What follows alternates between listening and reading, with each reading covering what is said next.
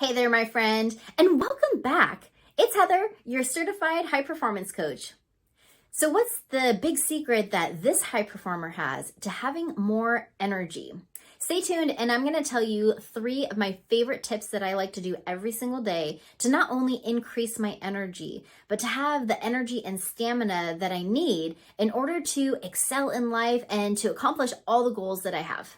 You know, I used to be someone who thought that I like to get things done in the morning, first thing, so that I'd have the rest of the day free to do whatever I wanted to do.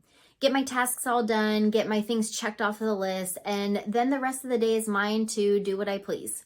So I'd start my morning checking my emails, responding to everything, going over my calendar, what I had to do for the day, put my to-do list down, and then just start plowing through, checking things off the list. My calendar was so full that everything was, of course, color coordinated, but it was also back to back to back and perfectly timed out so that every minute was accounted for. I thought that this was a way to be productive and to energize myself for the rest of the day. But what I found is that when I did things like checking email first thing in the morning, it actually increased my list. Because I'd read through everyone's emails and see, oh, I have to do this. I have to follow up with this person or add this to my list. And instead of having the maybe 5 or 10 things on my list, now it's like 20. And if I wasn't overwhelmed and stressed out before, I definitely am now. What I actually found is that the list was not only draining my energy, but half of it or more than half of it was someone else's to-do list. And wouldn't you know, by the time I had enough time, I then didn't have the energy or the stamina to do the things that I needed to do for myself. If any of these things sound remotely like you, or these are tendencies that you tend to have in filling up your calendar, these next 3 tips that I'm going to give you are going to help you to increase your energy and just help you to manage your calendar a little better.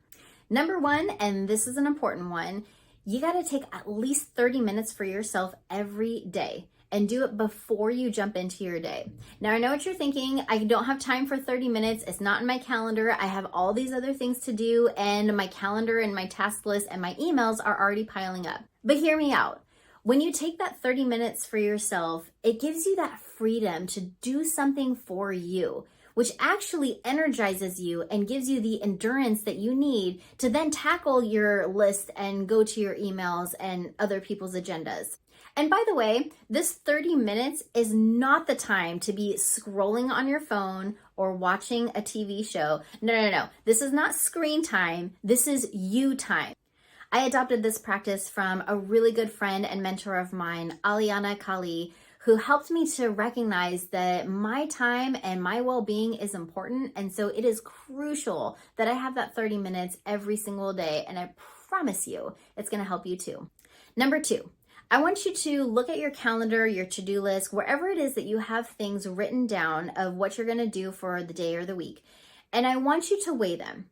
Weigh them not only by the amount of time they're going to take, which we all know is going to take way longer than we ever anticipate it's going to, but weigh it also by the amount of energy and effort that you're going to have to put into this specific task or project.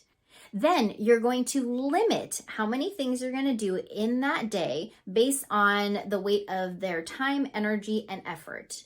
And number 3, I want you to set a timer for every time you sit down and work on a task or part of a project. Set a timer for anywhere from 50 minutes to maybe like an hour and 15 minutes, depending on what it is that you're working on. Maybe you're really on a roll. But set a timer and a time limit of how long you're going to work on that task. And when that timer goes off, stand up, move away from the computer if it's on a computer, or move away from the task. Take a stretch break, take a few deep breaths, take a walk around. All you need is 2 minutes. The time to start incorporating these new tips is now. Start implementing this new practice into your everyday life, and I guarantee you, you're going to have a boost in energy, which is going to have a huge ripple effect in your life with your family, your friends, your coworkers, your boss, because they're going to see you feeling more energized and being more abundant and joyful in life, and they're going to want a dose of that too. So let's recap on these magical energy boosting tips. First and foremost, get that 30 minutes in of self-care every single day for you. Number 2, make sure that you're weighing your calendar or task things not only by time, but by energy and effort, and put a limit on the number that you're going to tackle for that day. Number 3, anytime you sit down to do a task or a project, make sure you set a timer. Then get up, take a break, come back to it, set a timer again so that you can stay on task with taking your breaks. If you want even more tips and tricks on how to be a high performer and have more energy and enhanced clarity, I've got a free virtual interactive workshop coming up on Thursday, May 23rd. It's from 10 to 11 a.m. Pacific Standard Time. And all you have to do is just go to wellnessrecreation360.com/workshops. And I'll also put this in the comment below. So all you have to do is click on it and register. Thanks so much for tuning in to today's video. I hope you got something out of it. If you did, go ahead and send it to a friend so that they can enhance their energy too. Until next time, take great care, and I'll talk to you soon.